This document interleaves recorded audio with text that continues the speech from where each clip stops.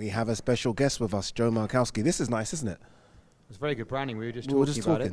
This is really good. The settings that these press conference happens in, it's always improving all the time. I feel like there's pressure on now to make them better and better each month. Yeah, pressure on the DAZN and Matchroom creative teams, but this looks great. And obviously we're very excited to be here in our first domestic AJ press conference. Yeah, it's exciting for the big man to be back as well. Anthony Joshua takes on Jermaine Franklin April 1st, live on DAZN, not pay-per-view. We're going to touch on that in a bit, but just AJ coming back is big for the sport, isn't it? You can almost see it sort of shift. People on social media talk about it a lot more. He's still such a big needle mover. He's the biggest needle mover in British boxing. He's clearly in a new phase of his career. He's in a new phase of his career from a broadcast perspective too. We're obviously very happy after 5 years of working with AJ internationally. We always had an eye on the big prize of working with him in his home market here in the UK. We're delighted to have that deal done, and we're very excited to be stepping in with AJ into the next phase of his career. The reaction, I think, this week from the media and the fans, more importantly, to the announcement of his return has been fantastic, and it speaks to his appeal and his, the scale of his fandom. Yeah, he's fighting at the O2 Arena. He's not fought there since 2016. He's been all over the world, right? He's been to the States, he's been to the Middle East. We've seen him in stadiums over here. It's good that he's almost, some people say, coming home. The O2 Arena is where he won his first world title back in 2016. I think it's good for him to go back home if this is the new phase of his career. Yeah, and I think he feels that way. Speaking to him and his team, he definitely feels that the O2 is one of his homes here in the UK, obviously Wembley as well. And we want to get him back into those big fights. But he's pragmatic. He wants to get back into winning ways. He's confident going in with a new trainer and a new regime. He's confident that he can do that. And we're obviously very supportive of him doing that. And we're going to play our part in making it happen. I don't know how much how much input you have into deciding opponents, but Jermaine Franklin's the name, obviously. There were so many others rumoured or linked, Dillian Whyte, potentially Otto Volin. Jermaine Franklin's the name that it will be April 1st. How much do you have say in that? We're definitely a seat at the table. Obviously AJ and his training team and Matchroom have a big voice in that conversation, of course, but DAZN's opinion and views are key to it. I think Franklin surprised many people in British boxing with his performance against Dillian Whyte at the end of last year. We obviously had eyes on a number of people for AJ's next fight. Franklin was definitely on that list, and he moved up that list based on that performance. And I think, I think that view is shared by fans and boxing journalists and the wider sort of boxing public. There's also, we won't let AJ worry about this too much, but we want to plan out the next 2 or 3 years of AJ's career. He's been very clear with us in making the deal that he wants to become a 3-time heavyweight world champion, and we want to support him in doing that. There's clearly steps to get back to that level. There's clearly milestones on that journey. Dillian Whyte clearly, Tyson Fury is probably at the top of the hill right now. But this is a very legitimate first step on that journey back to where we think AJ belongs and where he wants to get back to. A lot of British fight fans, world fight fans, just want to see AJ more, right? There is that kind of greed element of once or twice a year isn't enough for the big man. Eddie's just spoken to me and he said, look, 3 times ideally this year. Is that the plan as well? So you have this one, and fingers crossed he comes through this. One in the summer, potentially Dillian Whyte, and then a big one in the winter, December around? I think that's the plan, but I've been in boxing for 5 or 6 years now. I've learned that you can't plan too much ahead of time. The sort of approach we've taken this deal is that we want to see AJ fight 2 or 3 times a year. His team share that view. He shares that view. Eddie shares that view. It makes sense for everyone if we can make it happen. But it's a brutal sport, heavyweight boxing, and you've got to come through tough tests, this being one of them. So we'll sit down after this and go through the plans. But I think, high level, summer and the end of the year might be a good plan. I think one of the big things when this fight was announced, everyone expected to see those 3 letters, PPV. At the end of it, we don't get to see that, which is, I think, fantastic for fight fans. How has that decision come about? Because AJ's always been a pay-per-view fighter, at least for the last sort of 10 fights anyway. Yeah, he's not fought, I don't think, off pay-per-view for 8 years or something like that. There you go. Look, we at DAZN clearly want to deliver value for boxing fans consistently. That's been central to our proposition since we launched in boxing back in 2018. Feels a lot longer than that, but it has been only since 2018. We've clearly got pay-per-view functionality now. We've done that for very valid reasons. It allows us to put ourselves in conversations for fights that we wouldn't otherwise be in. We don't want to overuse it. We want to use it sparingly. We want to use it where it makes sense and where we need to use it.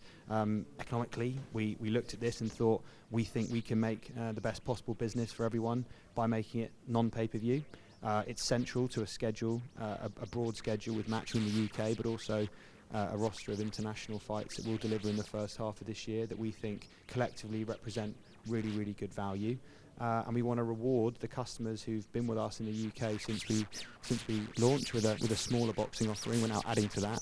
We want to reward those people for their loyalty, and this is one way we want to do it. So, yeah, as part of your core subscription, be that the monthly pass or the annual pass or the flexible pass, we want to give value to customers, and this is one way we're doing that. That's a good way to speak about the price structure now. There's been a lot of conversation about the price structure, and I feel like there will be a lot of boxing fans that tune in that think, 1 second, I almost feel like I need to reinforce DAZN isn't just boxing. There are so many other sports that are on offering as well, sports that I've covered as well. Talk to me about the new price structure and what fans can get for their money. Yes, this week, alongside the announcement of the first half of year schedule, we've announced a new pricing structure. There are 3 tiers, if that's the right phrase to use. We have 2 of those tiers we think offer extreme value and represent preferential treatment for those customers who want to show loyalty to DAZN and commit to a longer term relationship. We looked at our customer base over the last few months and thought the vast majority of our customers in the UK are hardcore boxing fans. They are customers who are willing to commit to DAZN and have committed to a long-term subscription relationship. We want to reward those people for that loyalty and give them very good value for money if they continue to do that. So the annual pass and the sort of monthly recurring pass that you pay for over the course of a year give those customers value. We also recognise there's another sort of segment of fans who want to have a more casual relationship, a shorter term relationship with DAZN month on month. And we don't want to obviously not allow the people to come in and enjoy DAZN. So a more flexible pass for those customers that obviously isn't priced as low as the passes that reward you for that loyalty. So we're very confident with the pricing. I think boxing fans and reaction I've seen this week, those who understand it and those who've read the details, sort of that they recognise the value, and their pricing isn't really changing. It's going up in a very nominal way. So we're pretty comfortable with it, and we're confident that it serves all different types of fans that we reach in the UK. I'd also say, and you made the point, DAZN is not just a boxing service. I think in the US and here in the UK, mainly because Eddie Hearn is such a regular and loudmouth spokesperson for our business. I think the perception one way to describe it. One way to describe it. The perception is that DAZN is just a boxing service. We're actually very much not just a boxing service. Boxing is a huge part of our business globally, but in most markets we operate in, we're actually soccer-led and baseball-led and motorsports-led. Boxing central there. In the US and the UK, we skew up on boxing. We are investing consistently to add more and more content to the service. We announced a 10-year global deal with the NFL, the world's leading sports rights property, this week. That's going to be rolled out onto the UK service later this year, as well as all over the world. So we're consistently adding more and more content to the service. So hopefully in time, people will come to realise that DAZN is, whilst we think the best possible boxing service available on the market, we're not just that. We want to serve sports fans of all different types. I feel like you just skated over the NFL there. I think it's a huge discussion point because it's one of these big sports that I know DAZN have been trying to get their hands on for a while. How important was it to secure that NFL deal? Well, listen, you want to be in the NFL business if you're a sports broadcaster. Big NFL fan? I'm a big NFL fan. Living in the States. Oh, well, that's just almost, you sort of have to keep up with. It's part of your green cards then, doesn't it? Yeah, working on that. But there is a ongoing relationship, a long-term relationship between DAZN and the NFL. In Canada, one of our core markets, we've carried NFL Game Pass, the product we've now taken globally for the last 5 years, and we've done that very, very successfully. We've grown the subscription base around that business hugely in that time, and it's the centre point of a very successful Canadian business for DAZN.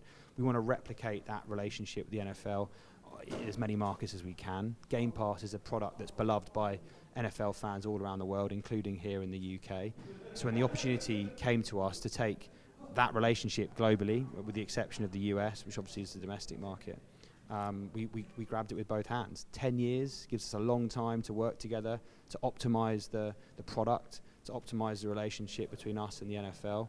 But it's not an entirely new relationship. We work with those guys for a long time, and they're exceptional partners, and the content is better and better each season. Yeah, I think it's fantastic for international fans. It's growing massively at the NFL. I was lucky enough to go to the Super Bowl last year. I've been to NFL games over here as well at the Tottenham Hotspur Stadium. It's exciting. It's exciting times for DAZN. It's really exciting. I'll be at the Super Bowl this weekend, so I'm looking forward to that. You had to just dig that one in, didn't you? Well, you dug it in. You brought it up. Yeah. But yeah, it's going to be something we're very excited to kick off from August of this year, and I think another way that we're trying to serve sports fans here in the UK and around the world.